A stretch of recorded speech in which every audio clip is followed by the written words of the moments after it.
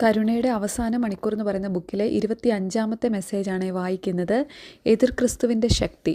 എൻ്റെ ജനമേ, ഹൃദയത്തിൽ ആഴത്തിൽ മുറിവേൽപ്പിക്കുകയും നരകവിധിക്ക് നിങ്ങളെ അർഹരാക്കുകയും ചെയ്യുന്ന നിരവധിയായ പാപങ്ങൾക്ക് പരിഹാരം ചെയ്യാൻ നിങ്ങളുടെ കർത്താവും ദൈവവുമായ ഞാൻ കൽപ്പിക്കുന്നു. എതിർ ക്രിസ്തുവിൻ്റെ ശക്തി വളരെയധികം വർദ്ധിച്ചിരിക്കുന്നതിനാൽ സർവ്വലോകത്തിൻ്റെയും മേൽ ഇന്നുവരെ ആർക്കും ലഭിച്ചിട്ടില്ലാത്ത തരത്തിലുള്ള സമ്പൂർണ്ണ അധികാരം തനിക്ക് ലഭിക്കേണ്ടതിന് ലോകത്തെ വശീകരിക്കാനായി അവൻ ആ ശക്തി ഉപയോഗിക്കുന്നു.